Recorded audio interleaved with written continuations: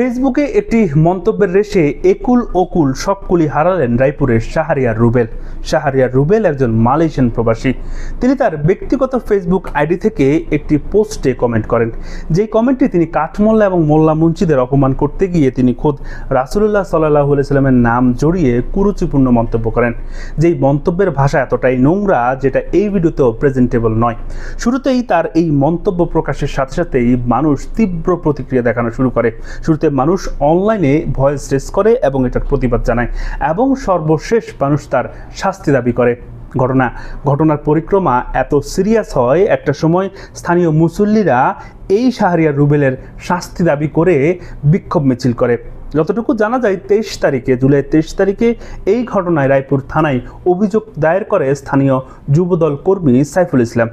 ঘটনার পরিক্রমা এতটাই মানুষের মনে দাগ কাটে, মানুষ অনলাইন এবং অফলাইনে দুই স্থানেই এই শাহরিয়ার রুবেলের শাস্তি দাবি করে। শাহরিয়ার রুবেল শুরুতেই একটি গুঞ্জন উঠে তার আইডিটি হ্যাক হয়েছে কিংবা মন্তব্যটির পেছনে তার হাত নেই এমন একটি ঘোষণা এস্টাবলিশ করার চেষ্টা হয়।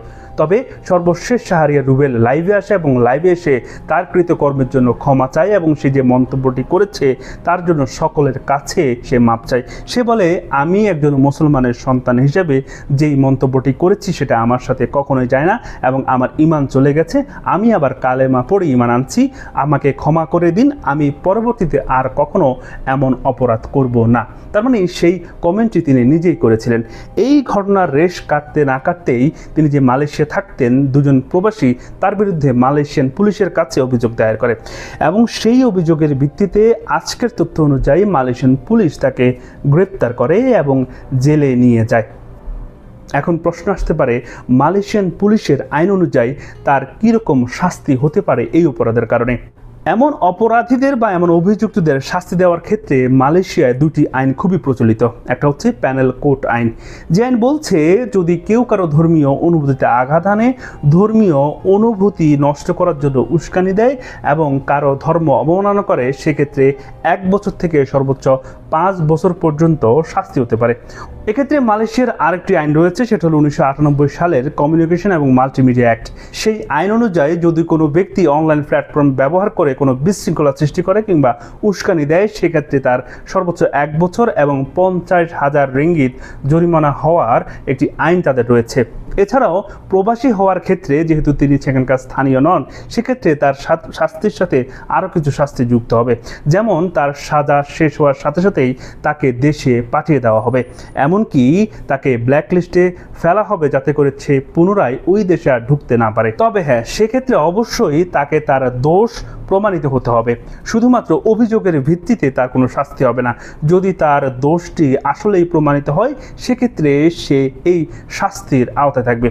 প্রিয় দর্শক, এই পুরো ঘটনাটি আপনাদের সামনে উপস্থাপন করার একটি কারণ, সেটা হচ্ছে আমরা অনেক সময় অনেক স্থানে না জেনেই মন্তব্য করে ফেলি। সেক্ষেত্রে একটি মন্তব্য যে কিভাবে একটি মানুষের জীবনে বিভীষিকা নিয়ে আসতে পারে, সেই উদাহরণটা দেওয়ার জন্যই এই ঘটনাটা আপনাদের সামনে উপস্থাপন করছি। আর এই বিষয়ে যতটুকু ঘটনা ঘটেছে সেই ঘটনাটুকুই উপস্থাপন করছি। আমরা নিজেদের থেকে কোনো বিষয় বাড়তি কিংবা কমতি বলছি না। তার শাস্তি কী হবে সেটা নির্ধারিত হবে সেই থানা এবং কোর্টে।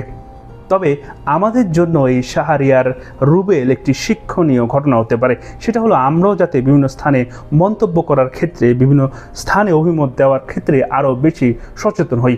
আরও বেশি শাহরিয়ার রুবেল যে মন্তব্যটি করেছেন, তিনি যদি হয়তো জানতেন তার ঘটনাটির জল এত দূর গড়াবে, তাহলে তিনি হয়তো বা এই মন্তব্য করতেন না।